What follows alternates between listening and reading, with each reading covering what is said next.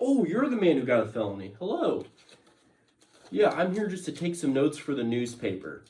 Yeah, nothing serious here. Oh, it wasn't your fault? But you got convicted anyway. Well, that sucks. Well, at least, you're going to be still walking amongst the streets. You just can't have any of your rights, like voting, the Second Amendment. Yeah, you're treated like a fucking criminal. You can't have any good jobs. Like, yeah, your life is just fucked, man. But, yeah, about the guns part, there is a little bit of a loophole. The cat is not a firearm, I promise. Hello. Yes, the cat is back. Better than ever. More annoying. Yes, hello guys. Welcome back. This is Tactical Terry Talks. And today, enjoy the get up. This is my LARPer of a news reporter slash what you need is a snub-nosed 38J frame revolver for your wife. Women can't simply handle, the power of a semi-automatic handgun. But a fucking hand cannon the size of an aluminum frame J-frame revolver, the fucking hand cannon itself, yeah. So, you got a felony. I don't know what you did, speeding, being a dumbass. I know plenty of people on my feed lately have been getting felonies because they're stupid and they're young. And don't realize what it means to have a felony. So, what does that mean? Well, first off, you can't vote anymore. That sucks. Second off, big one for me, you can't have fucking firearms. There are some options out there, though. Yes, I see you. Yes. But there are some options for you out there if you ever, want to get back into shooting, So, let's begin with the most simple one. The muzzleloader. Oh, shit. I can own a firearm again? That looks pretty modern for a muzzleloader. Yes, it is very fucking modern. And it's very odd that you'd be able to see it.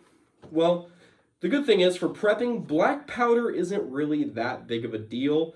And most people will steer clear of it just because it doesn't involve cartridges and it's not worth it. Can you stop eating that? Hey, stop. She's eating the leather on one of the firearms I'll be presenting here soon. So, stop. All right, that being said. Yeah, you can own a muzzleloader. You can have something like this because it's considered an antique or less likely to be used in a violent crime. So, I'm not saying you should go out after you committed a felonious murder or something like that and pick up one of these to continue your spree. No, I'm saying that, let's say you got wrongfully convicted. Let's say that you really actually enjoyed hunting and whatever you got into has cut you from that. This will allow you to get back in the field. Yes, I know it is only a small rifle and it's probably just one shot, but in all aspects of hunting, that's all you need. While this will not provide for home defense, it'll have to do, it's better than, the alternative, which is a baseball bat or a stick, and you can get in trouble for possessing both of those in your car because those are considered weapons. Now, I've known people who actually carried baseball bats in their cars just for that and home defense. It's just like, why in the world? Can you stop eating the leather? See, this is why I have to lock her away. This is why some days I have to kick her outside for a little bit so she can blow off some steam. Yeah, you knock it off. There you go. Come here. Talk to me. You're just in a mood. She's in a mood today, guys. All right, that being said. So most muzzleloaders, it's like, do I pick whether you're in the shot or whether you're not in the shot? But most muzzleloaders today are pretty simple. They run off a 209 primer system, so when you open up your breech, you put a primer there, and then you do the whole shebang of, you either use loose powder, which is an option, or pellets, which pellets are kind of the easier way to go, especially since I have them loaded up in a speed loader here, which is quite affordable. The sling system here I got for $30. It's a 2-point sling, and then it comes with a speed loader that's attached to it. And all you have to do is rip one out, pour that down, rip one of these out, pour one of these down, and just pound away at it till it seats. Once it's seated, open up, primer here. And then I have my simple tools and components pouch over here. I don't even think I filled it yet. I think I'm going to put tools in it. I don't know yet. But I put nothing in this. I bought this and put nothing in it, but I digress. This allows you to have the ability to carry a couple extra shots on you. Maybe have like some data tables on there for loading, stuff like that. Who knows? But you get the idea. This is still a modern option. But let's say, like, well, I want to be able to carry something, you know? I want to be able to use something. Well, you can go all Civil War or Western on them with 44 caliber pistols. They also make 36 calibers. Now, this here is the Colt 1851 Navy single action army revolver. Well, single action revolver, not single action army. But it is a single action revolver, meaning you have to cock the hammer for each time you want to pull the trigger. Not double action where I could pull the trigger and it goes click, click, click, click, so on and so forth. So, isn't this like a modern handgun? Can't I use this as a modern handgun? Yes, of course. They make cartridge revolvers that are like this. However, this one is still muzzle loading. I have to physically put the powder in, put the patch, put the ball, and then ram it all the way home, and so on for each cylinder, and then cap each cylinder with a number 10 or 11 cap, depending on how bad I want to use it. Now, the way the sights work on this thing is as a simple bead up here and then a notch in the rear here, and it actually provides pretty good sight picture, and is actually very intuitive for point shooting or actually taking good accurate shots with this thing. And I've actually hit pretty good sized targets at 200 yards with this thing. Now I know some of you are going to be scoffing. 200 yards? Yes, I did it because it was fun. Yes, I was on a safe range. Should I be shooting that far? No, I would never take that far of a shot with one of these unless I absolutely had to or needed to, or unless I was goofing around, which in this case I was goofing around. But yeah, this one I got recently, and it was very affordable. The starter kit was $350. Comes with like 12 round balls, a bunch of cleaning patches and equipment like that, and so on and so forth. And it's pretty neat, pretty cool. Nice to hang on a wall or hold in general, or if you're looking for a gun to defend yourself at night, this would be it. Now, back in the day, people would actually own two of these because they buy a pair. That way, when this one ran dry, they could grab another one and then begin shooting. That's why I henceforth have two. Why are they opposite revolvers and not the same? We'll get into that later. I bought this when I was really young. I actually bought this when I was 16, and I had my mom buy it. You can buy these with no FFL, no transfer. You have them shipped to your door. I actually had a lady, I walked to the counter with one and purchased it right then and there, and the lady went, "Don't you need a background check for that?" I said, "No, ma'am, it's considered an antique or a non-firearm, and it's extremely affordable for being a non-firearm." Now, these are brass frames, so you can't convert these to cartridges, and if you are a felon, do not convert these to cartridges because that makes it a handgun in the government's definition. And eyes, can you not fuck up my shit right now? I left my Oculus box down there, and she's freaking out with it.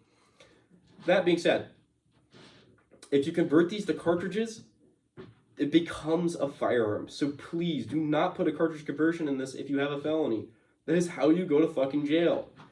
And even possessing the cartridge conversion could be considered the act of wanting to make a firearm. Same thing as like having the brace after you took it off during the brace ban. It was considered you were going to act upon that. So just remember not to have those two in the house at the same time. That being said, I'm not offering legal advice either. Some states it could be legal, some other states it can't be legal. And depending on the state, you probably should look up whether you can own a black powder firearm if you have a felony or not, or so on and so forth. But these are fun and actually fairly cheap to shoot. I'm not going to get into saying how much it costs per load because the actual cost would take me days to figure out. I'd have to figure out what my average grain weight is, what price wad I use, and what price ball I use, depending on what I'm getting into. But overall, I think it's around, 15 to 25 cents a shot, we'll say. 15, 25 cents a shot, and it's very fun, very easy. Now, the only problem with this is after you shoot these, you have to clean these very thoroughly. I know some people will be like, well, who's going to take the time to clean a black powder gun that deeply? Well, if you don't, this gun will rust and break on you. So I recommend you clean them deeply. There's plenty of videos out there, and honestly, one of my favorite methods is get a tub of just warm soapy water and just wash it out. There's a bag down there. Her favorite thing is bags. I'll let this pass.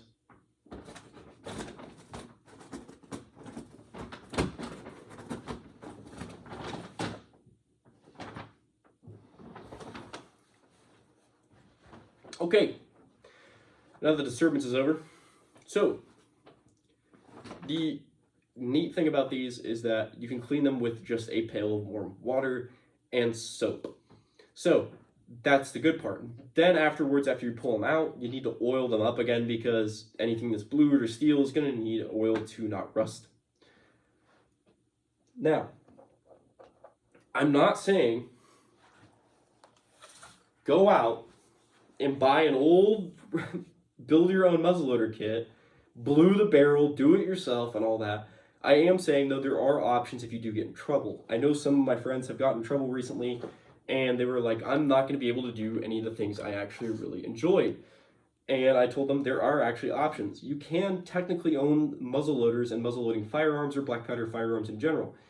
And it's not that bad of a choice for self-defense. They make smaller guns of these, so it's not going to be you need to wear the old fucking FUD jacket so you can pull out your 6-inch, 8-inch revolver to go shoot to stop an attacker. No. They make smaller ones of these. They make literally concealed carry black powder firearms. Would I trust my life with them? Hell no. Due to the options I have, I am not carrying these unless I'm just hunting or just clinking or shooting. But if I have no other options in the way, of course, I'll use anything at my disposal. They make one called the Pepper Box. They make another one called the Remington Pocket Pistol. There's a couple there.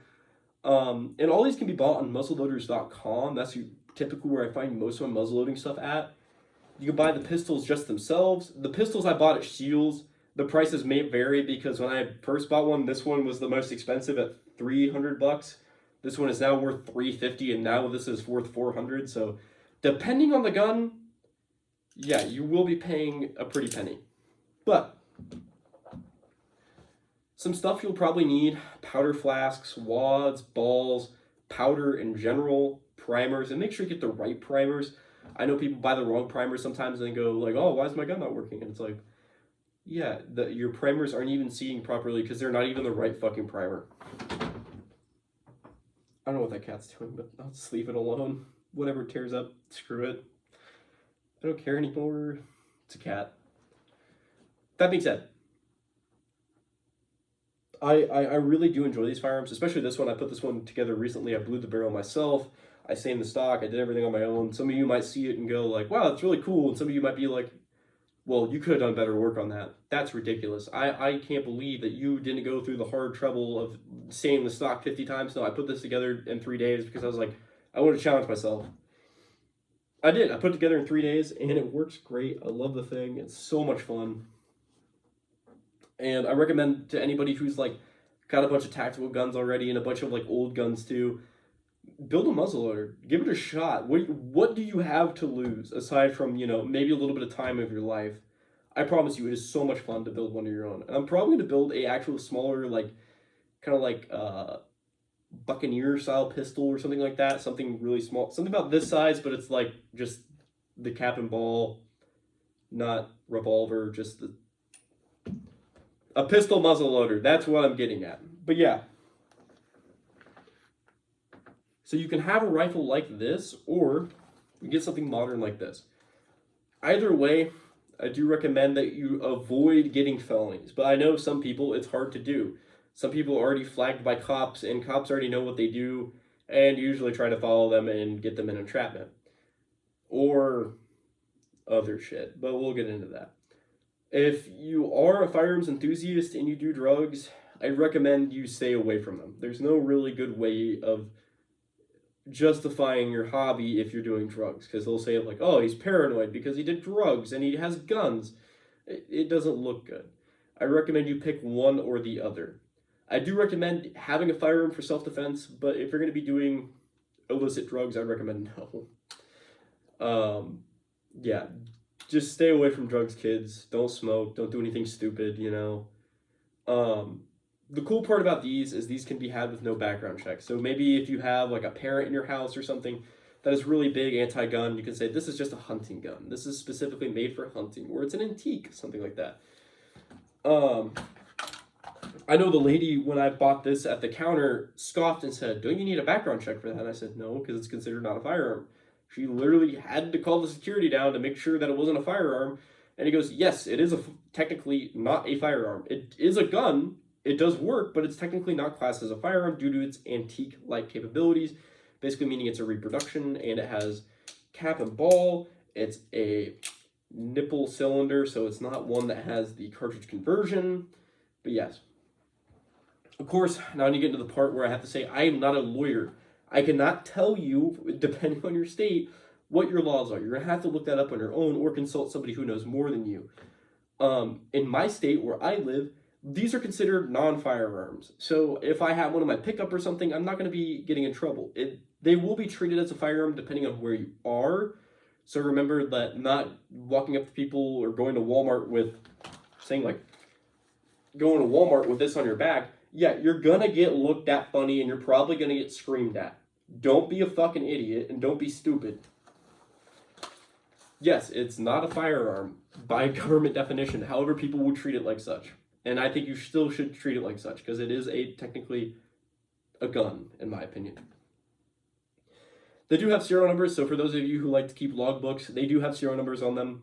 That's in case you do use the cartridge conversion. It is technically manufacturing your own firearm and so on and so forth. And you get what I'm saying here. If you do put the cartridge conversion in there, it now becomes a pistol, a modern pistol, and you need to be aware that you get in trouble with it depending on who you are. Now, this whole video is not going to be about just felonies. I'm going to talk about other things. So, here comes for the black powders enthusiast, my possibles bag. So for the black powder enthusiast, what is my possibles bag? My possibles bag carries everything I'll probably need to go on a black powder range day. I have powders, I have flasks, I have all my balls in here. So I have, that sounded horrible wrong. I have my projectiles in here. So I have my 50 caliber ball in here, 44 caliber, like I said, flasks. And I mark them differently. So they have, that way I know that they're different. And of course I have my loose powder, I have pelleted powder depending on what I want to use. I have some cleaning materials up here. On this side, I have a cleaning bottle, and then, of course, like grease. So if I wanted to waterproof these, so some people say, like, well, if you have one of these, you can't shoot them in the rain. The powder will get wet, so on and so forth. That is true. However, you can have these loaded in the rain if you do wax down the balls and ensure that there's going to be no water seepage. There's actually, I think, one guy, he did a video on here. Don't quote me. I'm not saying that the video exists anymore. That he took one of these, dunked it, picked it back up, capped it, and then it proceeded to shoot all 6 rounds, no problem. However, at the same time, I'm not going to be that guy who's going to go dunk mine in there, and then I have to pull each nipple and then get like a ball puller and pull each ball out. I'm not going to do that. That is not for me. I'm sorry. No, thank you. But that being said, it is a possibility that that can work. And up front here, I have all my wadding, my caps, my capper, my nipple wrench. Haha, tee-hee, he said nipple. I sound like Paul Harrell right now. Is it because I have the vest on? Is that why I sound like Paul Harrell? And, you know, my heart goes out to Paul and his family. I recommend you buy some of the t-shirts. I don't have a link for it because I'm not really a big YouTuber. I'm not going to act like I'm a big YouTuber. But I do recommend you go buy some of his t-shirts to support his family and support the cause. I think most of the t-shirts will be donated to either his family or, well, the proceeds will be donated to his family or a cancer foundation. So there's that. Cancer has been a problem in my family too, and I think everybody should do their best to donate to cancer foundations. Because, especially like if you do firearms, sooner or later you're going to get lead poisoning, and that lead poisoning can lead to cancer. So I recommend you probably donate a little bit of cash so in the future they can figure out how to fucking cure your cancer. And there's a whole conspiracy on that. We're going to get away from that. I actually don't know what I put in this side. Oh yeah, just extra. This is more like my 44 side, like 44 caliber, because these are 44 caliber revolvers. They usually take 45 long Colt, just use cowboy loads if you're going to do the cartridge conversion. And the cartridge conversions probably cost about the same as the gun, probably $130 for something that's very mechanically complex that you have to install into the gun. Yes, I know I'm talking very fast and not using Shatner-esque pauses. However, cleaning supplies, 44, Everything in the center is all powders and extra balls and ammunition, you know, the whole sort of thing. And then it all goes on my shoulder, so I can carry it with me while I'm hunting or on a walk. It is quite heavy. I need to do a little bit of load exchanging here. I just have it like this, so if I'm hunting, I can stand and grab items while I'm loading it, and I don't have to sit there and, well, I better put this down and get down. You know, it's better this way. That way I can sling it around, sling it to my back, and then continue my woods walk, basically. That's what I like about this. This is my strictly antique, so the Hawkins rifle you see here in 50 cal, as well as these guys here. They're simply just, these are my antiques, quote unquote, and I do enjoy shooting them. They're a lot of fun, in my opinion. I think you guys should, if you guys want to, in my opinion, like learn a little bit more, there's plenty of black powder firearms channels out there, and I do recommend you go look them up. The National Muzzleloader Shooting Society actually literally does a step-by-step video on how to build this and what you'll probably need. He goes a little more in depth on the woodworking than I would. Personally, I just made things fit and got it to work, so I was like, screw it, I don't need to do any more woodworking. This thing pretty much all real fits together. It's a good kit. It's not like you're going to buy and get scammed. They do let you know it's going to take a little bit of work to get this all to come together. And you'll need to get some supplies like stain, finish, and bluing. Liquid bluing, and if you haven't done liquid bluing, please take your due diligence and do your research on how to do it.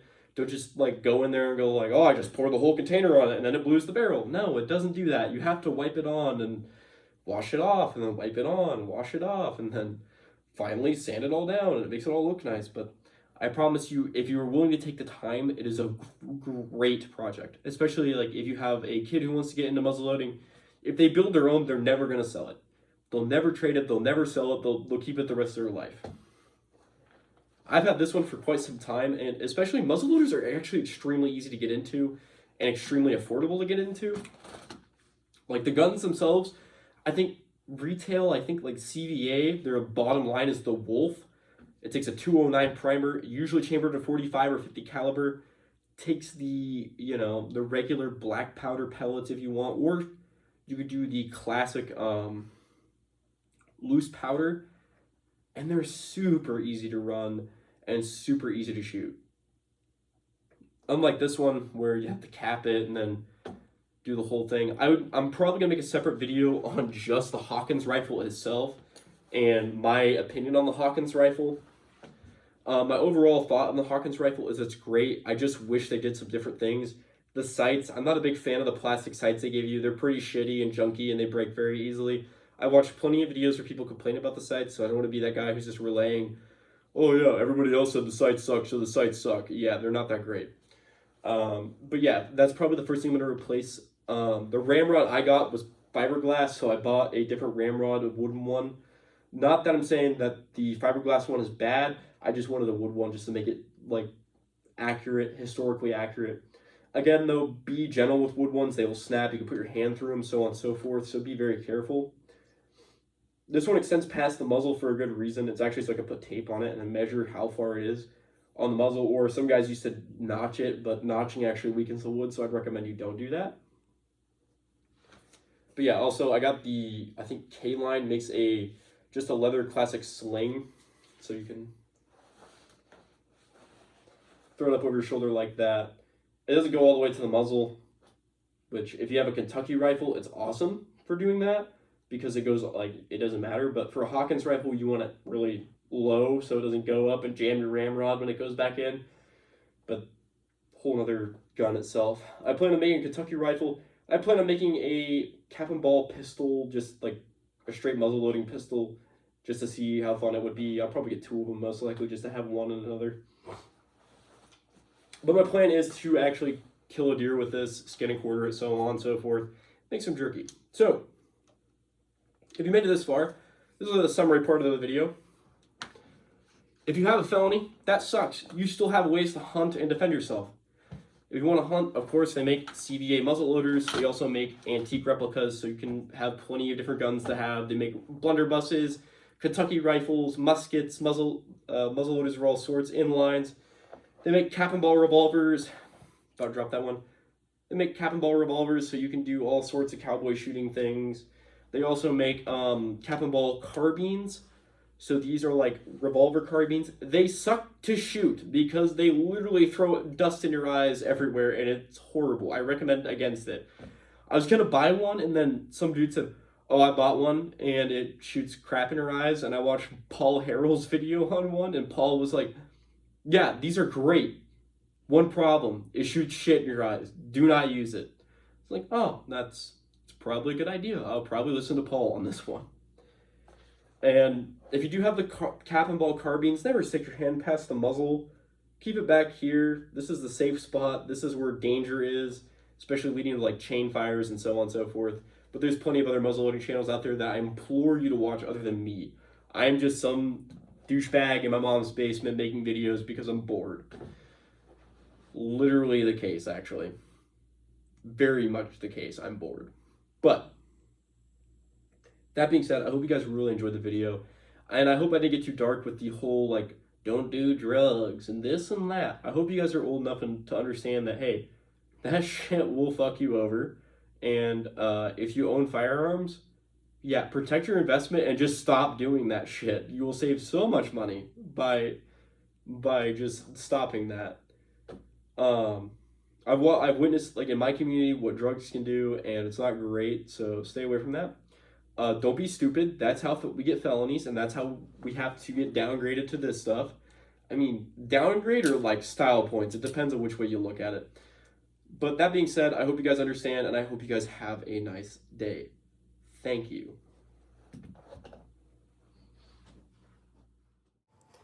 So here's the thoughts and concerns part of the video that I always think I need to explain. So first off, please look at your local laws and ensure that you understand them completely and clearly.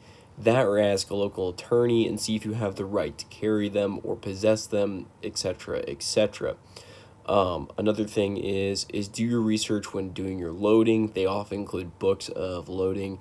Every one I bought so far, including a loading book and diagrams for that loading book. And they make it extremely easy to understand how much powder you need, whether you're using a conical bullet or a just round ball, etc., etc. You get what I'm saying.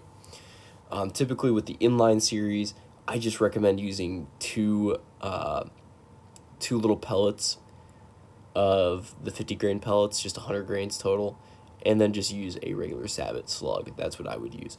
Going on from that, please guys, stay away from the felonies as much as you can. Remember, the speed limit is there for a reason.